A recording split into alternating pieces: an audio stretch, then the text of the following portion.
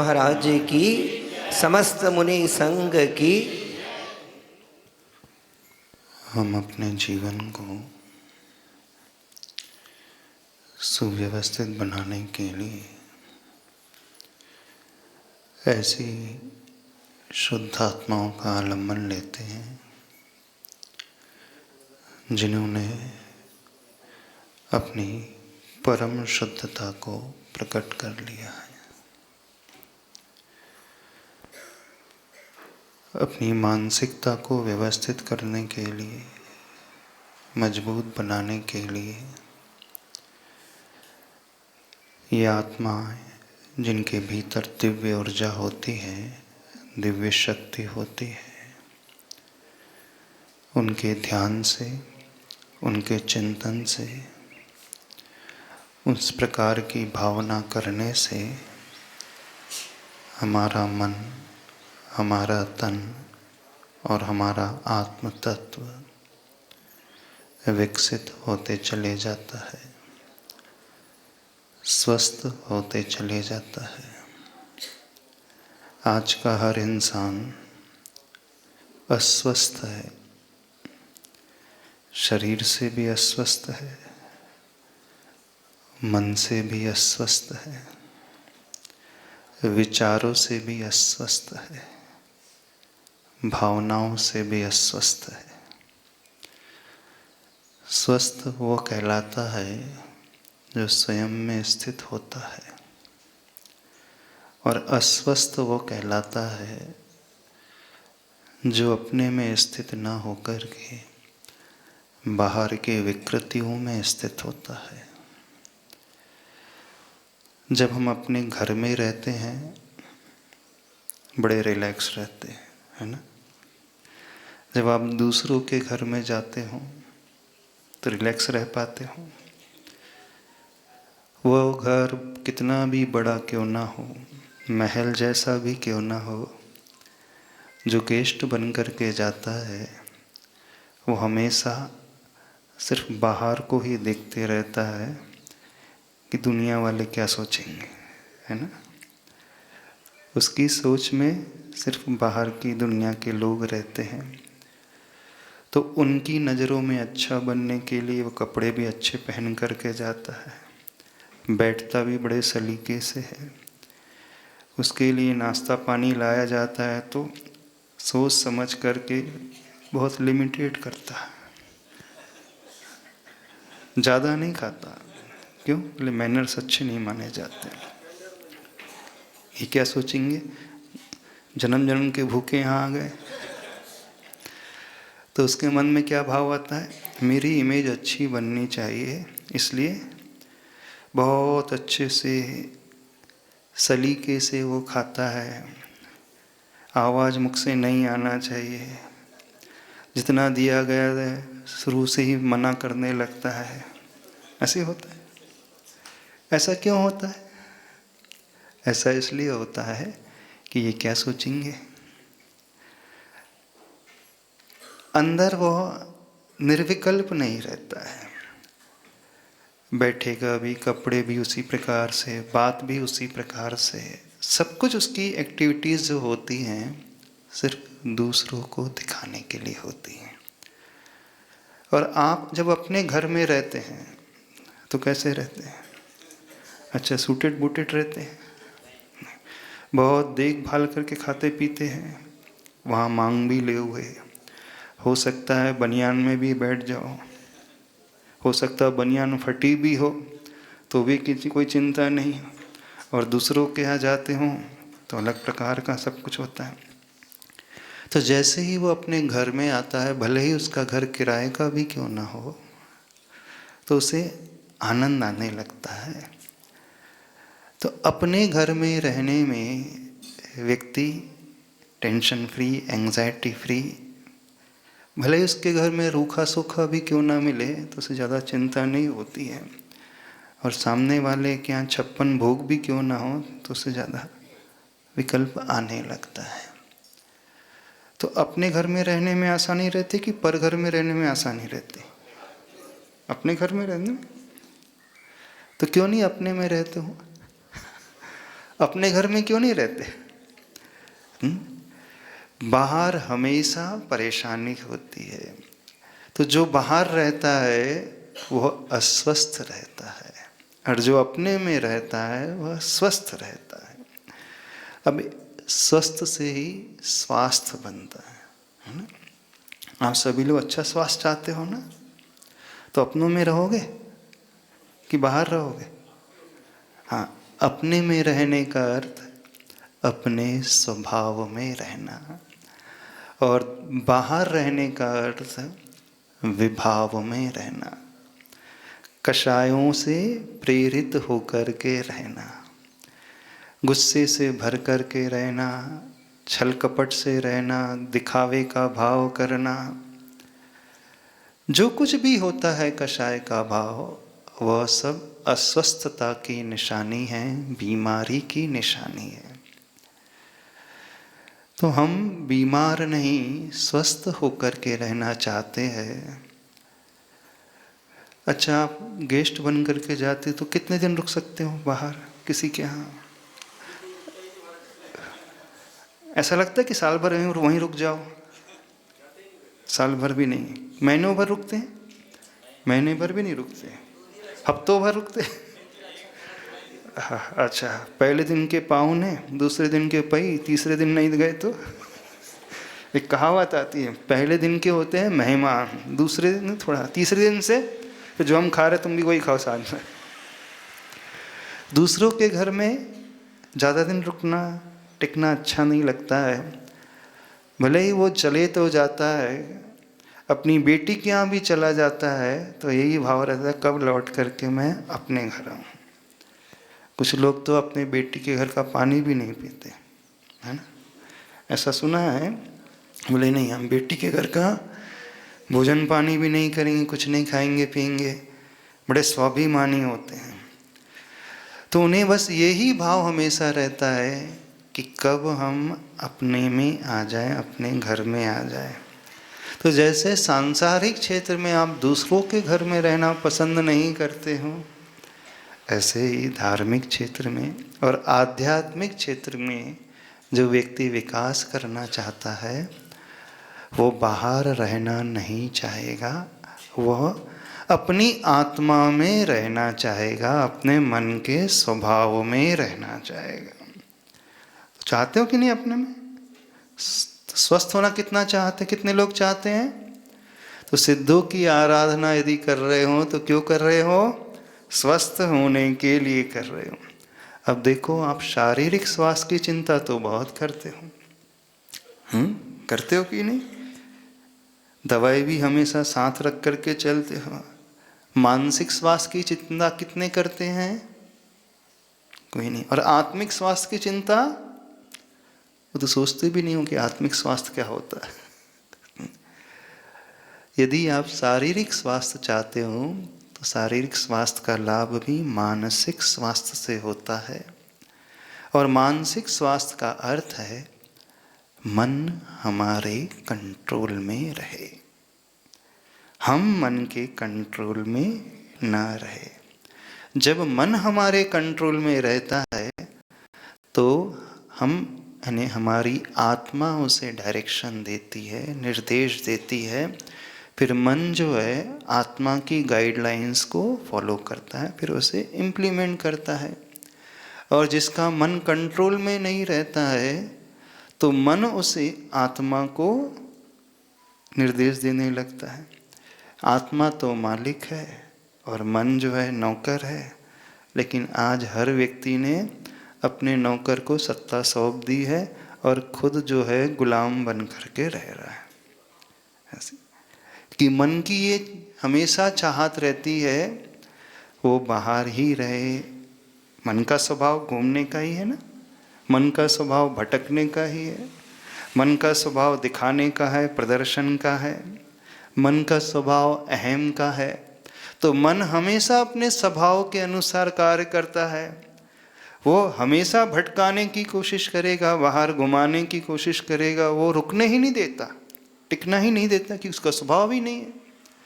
और आत्मा का स्वभाव जो है अपने में रहना, अपने ज्ञान दर्शन में रहना, अपने आनंद में रहना।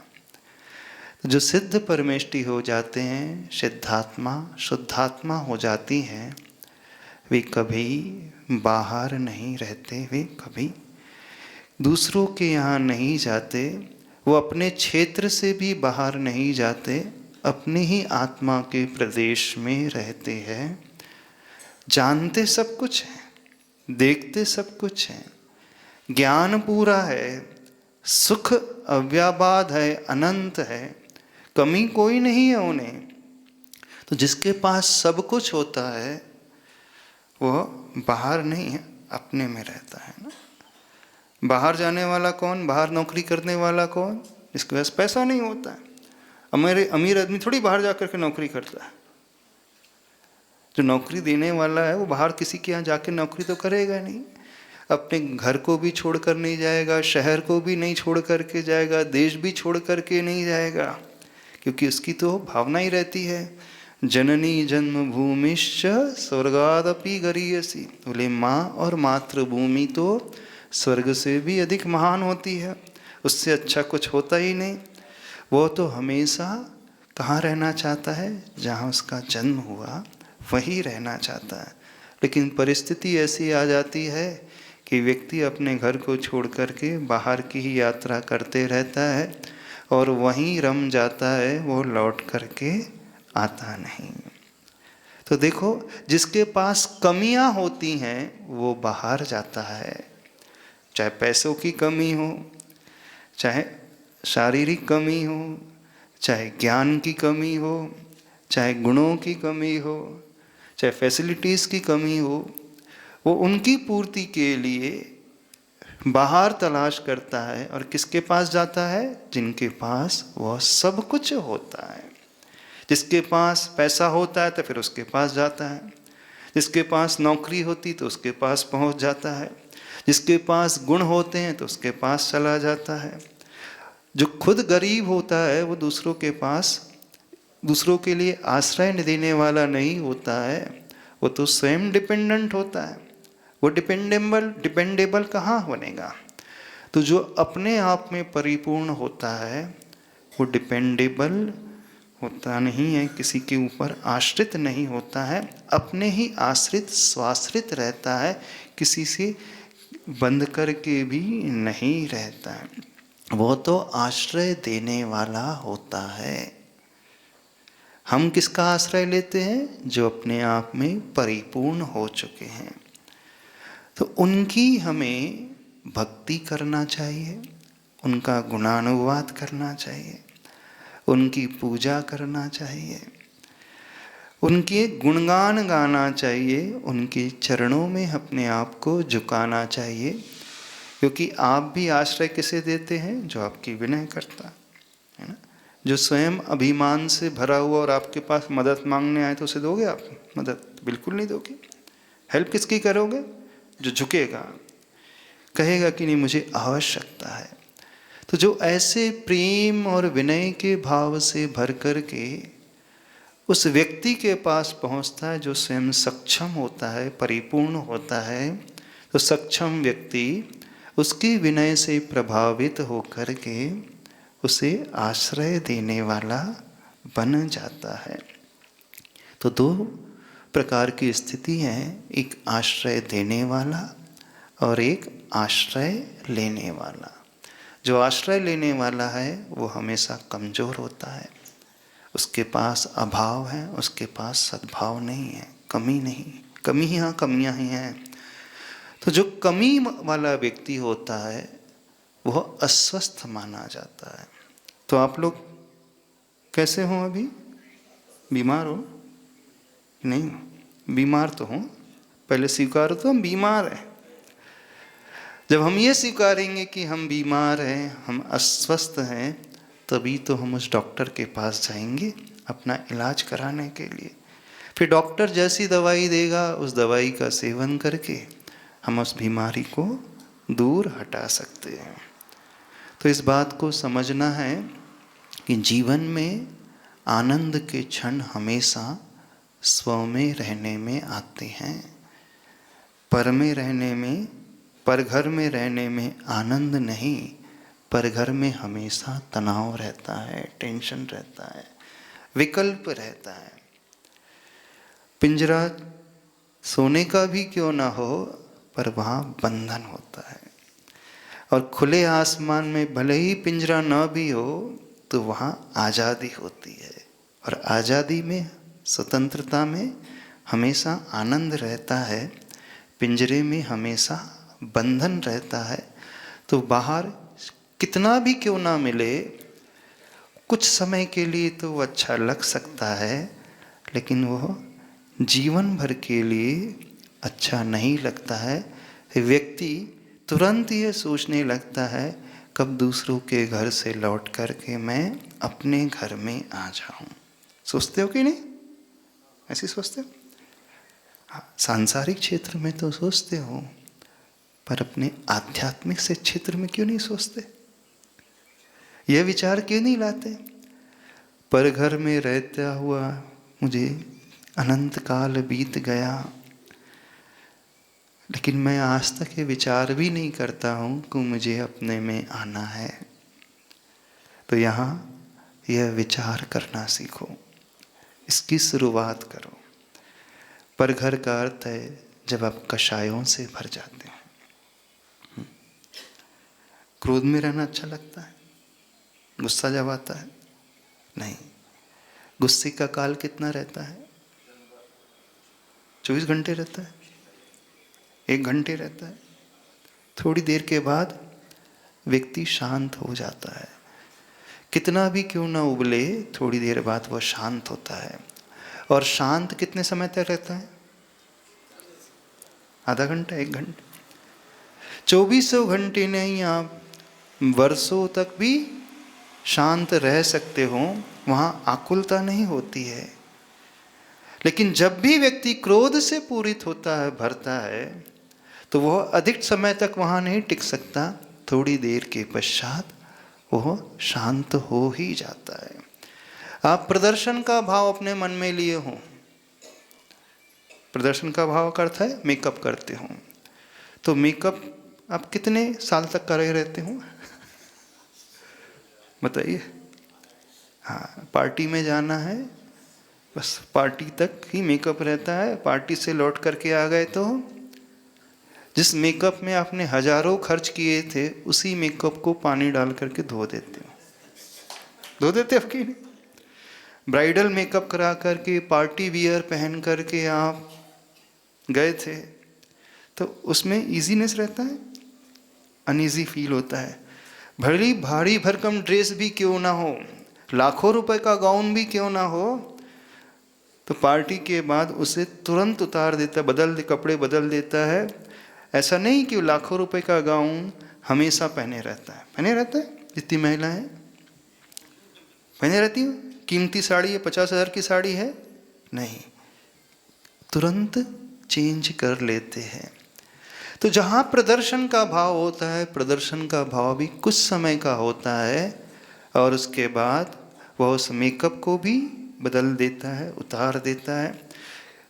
कीमती से कीमती वस्त्र भी क्यों ना हो, उसे छोड़ कर के वह एकदम कंफर्ट वाले जो कपड़े होते हैं उनमें आ जाता है।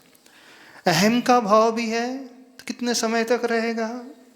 ज़्यादा समय तक नहीं रहता है। व्यक्ति अभिमान से भर कर के कितने समय, ज़्यादा नहीं था। चाहे क्रोध का परिणाम हो, चाहे मान अभिमान का हो, चाहे छल कपट दिखावे का हो, अथवा अन्य कषाय का भाव हो, आप किसी से ईर्ष्या भी कर रहे हैं, तो वो ज़्यादा समय तक नहीं, थोड़े समय के पश्चात पुनः लौट करके व्यक्ति अपने में आता ही है। तो अपने में रहने में कभी विकल्प नहीं, कभी ऊब नहीं, कभी बोरियत नहीं, कभी तनाव नहीं, कभी चिंता नहीं। हमेशा चिंता, डर, तनाव, बोरियत बाहर रहने में ही होती है ना? अपने में रहने में कभी डरता भी नहीं। अपने घर में कभी डर लगता है आपको? नहीं। रेल में सफ़र कर रहे हो तो डर लग सकता है, होटल रूम में रुके हो, दूसरों के घर में रुके हो तो डर लग सकता है। पैसा लेकर के, कीमती वस्तु लेकर के ट्रैवल कर रहे हो तो डर लग सकता है, लेकिन जब वो सेफ प्लेस में रहता है तो उसे कभी भय भी नहीं होता।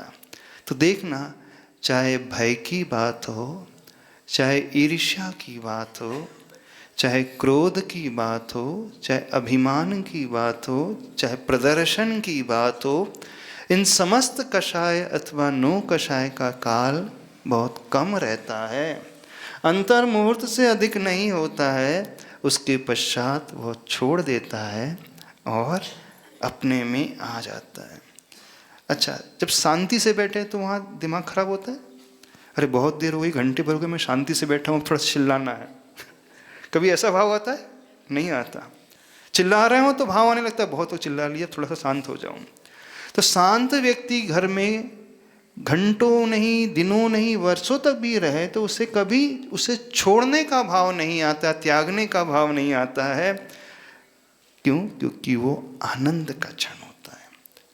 तो कहने का अभिप्राय, चाहे हम कषाय वाली स्थिति में हों, नौ कषाय वाली स्थिति में हो, भय वाली स्थिति में हो, ईर्ष्या वाली स्थिति में हो, तो हमेशा हम उसे चाहते नहीं हैं। हम जिसे चाहते हैं वही अधिक समय तक रुकने का प्रयास होता है। ऐसी होता है ना कि नहीं होता? होता तो ऐसे ही है। तो जब आप चाहते नहीं हो तो फिर क्यों गुस्सा ज़्यादा करते हो? क्यों ईर्ष्या से ज़्यादा भरते हो? क्यों द्वेष का परिणाम अधिक है? क्यों राग का परिणाम अधिक है? जो राग द्वेष में, कषायों में उलझा हुआ है, या तो वो उसे चाह रहा है या फिर अपने को नहीं चाह रहा है। तो समझो, इस गहराई को समझने की कोशिश करें। हमें क्या करना है? हमें अपने में आना है, तभी हम स्वस्थ हो पाएंगे, तभी हम आनंद से हमेशा भरे रहेंगे, तभी हम निर्विकल्प रहेंगे। तो अपने में आने का मार्ग क्या है? ध्यान सबसे सुंदर रास्ता है अपने में आने का। ध्यान से बढ़कर के और कोई रास्ता होता ही नहीं है अपने में आने का। जितने भी तीर्थंकर बनते हैं, सिद्ध परमेष्ठी बनते हैं, वे कैसे बनते हैं? ध्यान के माध्यम से ही वे तीर्थंकर पद को पाते हैं। देखिए, उन तीर्थंकर के पास जन्म से लेकर सारी व्यवस्थाएं थी, सारी सुविधाएं थी, रत्न वृष्टि होती थी, महल थे, कभी कोई कमी नहीं, खाने पीने की कमी नहीं। स्वर्ग से इंद्र आकर के उनके लिए अमृत का पान कराते थे, स्वर्गीय वस्त्र उनके पास आते थे, स्वर्गीय आभूषण उनके लिए पास रहते थे, कुछ तो कमी नहीं।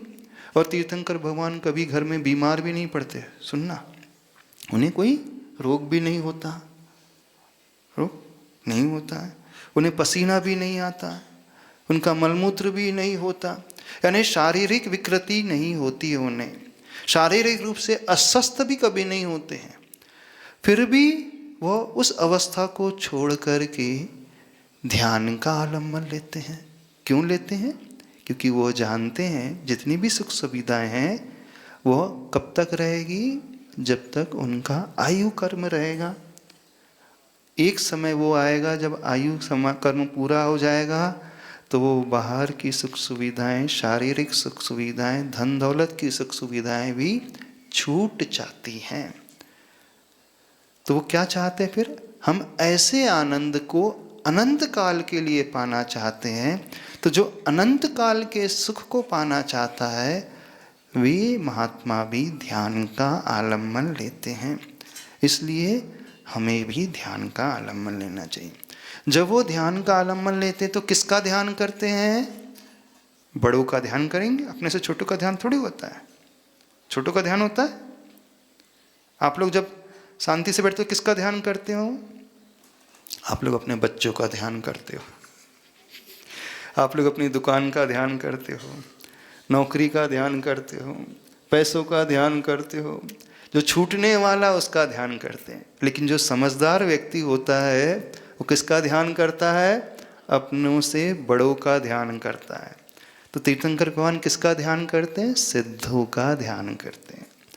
नमः सिद्धिभ्यः कह करके वो दीक्षित हो जाते हैं और उस ध्यान में बैठ जाते हैं।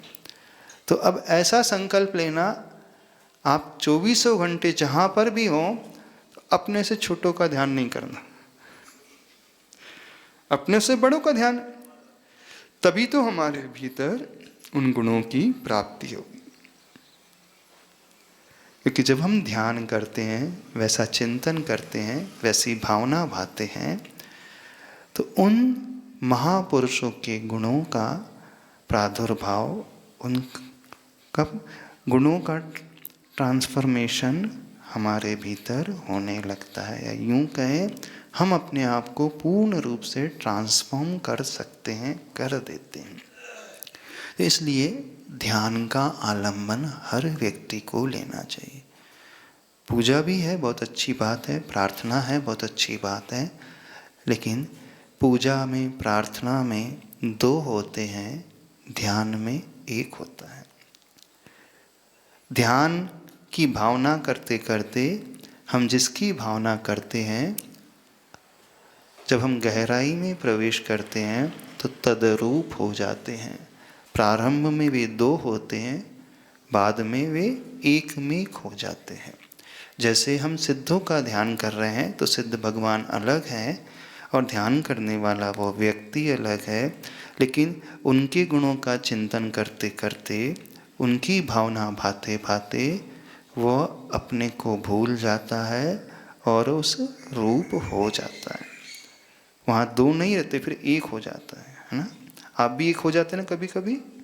हाँ, कई बार होते हैं जब आप पैसे गिनते हो तो अपने को भूल जाते हो और पैसेमय हो जाते हो, है ना। होता कि नहीं? अब आपको याद ही नहीं रहता कि मैं कौन हूँ, बस सिर्फ नोट ही नोट दिखते रहते हैं, जबकि नोट अलग है और आप अलग हो। तो वो इतना डूब जाता है गिनने में कि वो भूल जाता है भोजन, पानी, परिवार, पसीना, ठंडी, सब भूल जाता है। इवन अपने को भी भूल जाता है। उसके दिमाग में, उसके माइंड में क्या है? सिर्फ 1000 के 2000 के, कितने के, कि 500 के। हाँ, और डबल बार, एक बार उसको सेटिस्फेक्शन नहीं होता तो डबल बार, हाँ एक बार ध्यान में पूर्ण नहीं, मन नहीं लगता, दूसरी बार फिर करेंगे। ऐसा होता है कि नहीं? हाँ, जब वो विषय कषाय को भोगता है ना, तो वो एक में हो जाता है। जब आप खाते हो तो अपने को भी भूल जाते हो, उसके स्वाद में डूब जाते हो। जबकि रसगुल्ला अलग था, आप अलग थे, 2 वस्तु थी। जैसे ही उसने मुख में, आपने मुख में रखा, अब एक नई दुनिया में पहुंच जाते हो, है ना। तो सांसारिक विषय सेवन में 2 होते हुए भी वो एक में हो जाते हैं। तो जैसे आप संसार में ये करते हो, ऐसे ही ध्यान के क्षेत्र में होता है। जब हमारी एकाग्रता हो जाती है, हमारा मन लगता है, तो हम 2 नहीं रहते हैं। भक्ति में हम 2 रहेंगे, पुजारी रहेगा और पूज्य रहेंगे। भक्त रहेगा, भगवान रहेंगे, आराधक रहेगा, आराध्य रहेंगे। आप द्रव्य चढ़ा रहे हो, आरती उतार रहे हो, श्रीफल चढ़ा रहे हो, आप भगवान को देख रहे हो। आप भगवान अलग है और उनके चरणों में झुकने वाला अलग है। प्रारंभ भक्ति से ही होता है, लेकिन जो वो भक्ति करते करते उनके गुणों में इतना डूब जाता है, तो वो भेद होते हुए भी अभेद रूप हो जाता है। अभेद रूप में फिर स्वयं का भी भान नहीं रहता है, उसे सिर्फ प्रभु ही प्रभु नजर आने लगते हैं। तो जब ये स्थिति आपकी हो जाए तो समझना आप एकदम डूब चुके हैं, तन्मय हो चुके हैं। तो ध्यान में तन्मयता आना आसान हो जाता है, लेकिन भक्ति पूजा में द्वैत बना रहता है, 2 का अस्तित्व रहता है। तो ध्यान ही एक ऐसा माध्यम होता है, भावना करते करते, चिंतन करते करते उन प्रभु के गुणों को हम आत्मसात कर लेते हैं और तदरूप हो जाते हैं। समझ में आ रहा है? क्या करना है? करना तो ध्यान था, समय ही हो गया। हाँ, चलो थोड़ा सा आसन लगा करके बैठो। एक अभ्यास बताते हैं कैसे उन गुणों तक डूबते डूबते हम उन गुणों को आत्मसात करें। मन से, वचन से, काय से उन्हें याद करते करते फिर अपने आप को फ्रीली छोड़ दें। फिर जो विचार आ रहे हैं उस रूप होते चले जाएं। आज छोटा सा ही अभ्यास करते हैं, ज़्यादा लंबा नहीं। सीधे आसन में बैठें, गहरी सांस लें।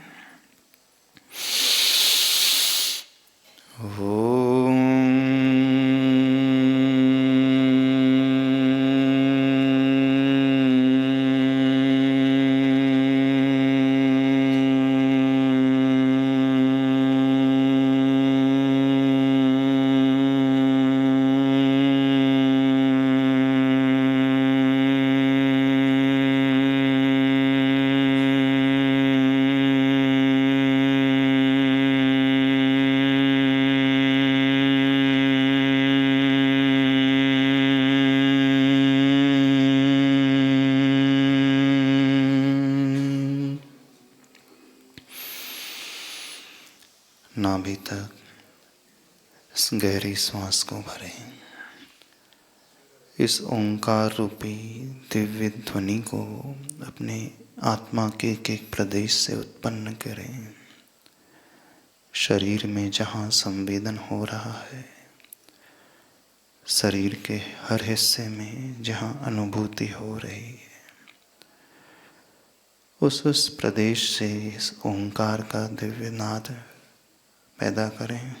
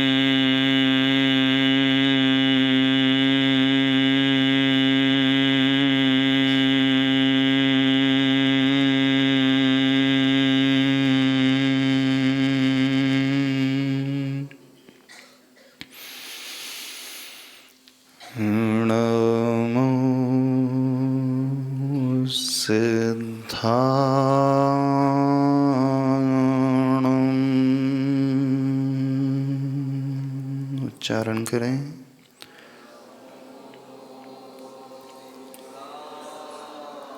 वे गुणों से संपन्न सिद्धात्माएं, शुद्धात्माएं, उन्हें नमस्कार कर मैं अपने आप को झुकाता हूँ। नमो सिद्धाणं।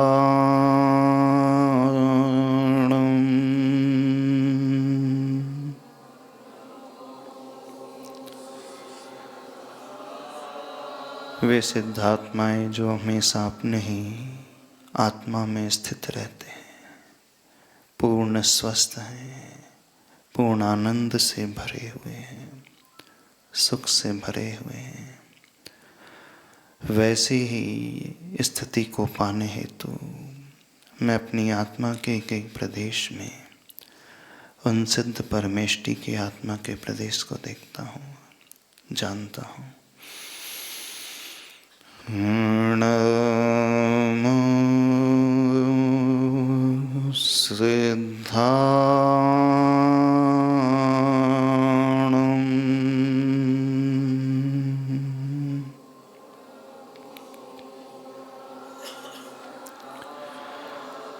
अपने समस्त विकृति को त्यागता हूँ, कषायों को जीतता हूँ, उस क्रोध, भय और ईर्ष्या से ऊपर उठकर उस शांत स्वभाव को अपनाता हूँ। नमो सिद्धाणं।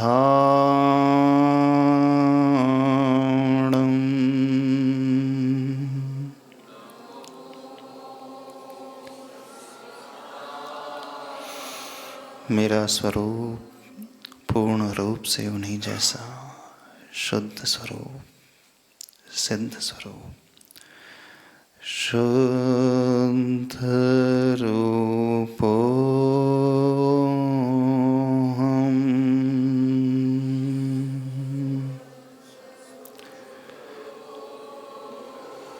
सिद्धरूपोऽहम्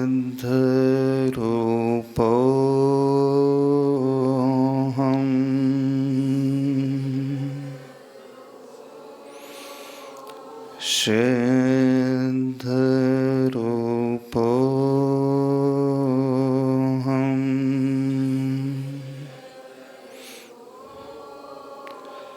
अपनी उस गहरी श्वास में उस ऊर्जा को बैठाएं। आत्मा के एक प्रदेश में उस ऊर्जा का स्पंदन करें। सिद्धरूपोऽहम्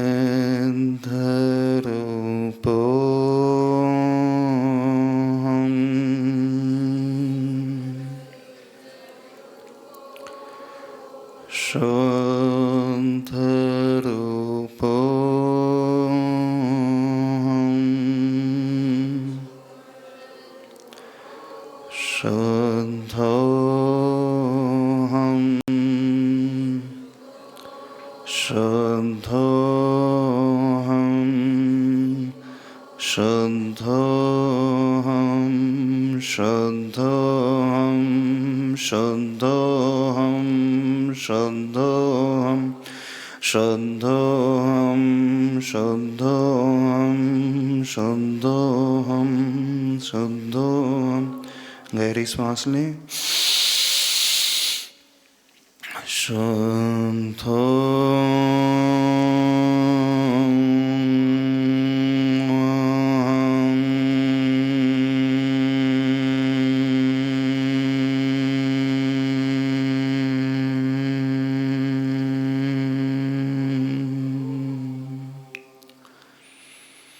शांत होकर अपने परिणामों को देखें। सहज रूप से श्वासोच्छ्वास लें। आती जाती श्वास में उस शुद्ध वाइब्रेशन को महसूस करें। निर्विकल्प रूप में हो रहा हो।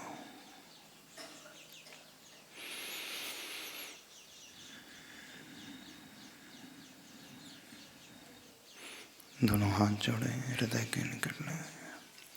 कुछ हो या ना हो, कुछ हो या, मेरा मन दुर्बल ना हो, मेरा मन प्रेम भाव से, क्षमा भाव से, प्रेम भाव, समता में मेरा स्वभाव हो, समता में गुणी जनों के दर्शन से, गुणी जनों के नित मंगल मंगल हो, नित मंगल। कुछ हो या ना हो, कुछ हो, मेरे मन में छल ना हो, मेरे मन में क्रोध ना हो, मेरे मन में भय ना हो, मेरे मन में काम ना हो, मेरे मन में वैर ना हो, मेरे मन में पाप ना हो, मेरे मन में द्वेष ना हो। कुछ हो या ना हो, कुछ हो या ना हो, मेरा मन दुर्बल ना हो। जो भी मिला है मुझको जग में, जो भी मिला है मुझको जग में, निर्मल निर्मल लगा है मन में, निर्मल निर्मल। काम रहित जो, क्रोध रहित जो, काम रहित जो,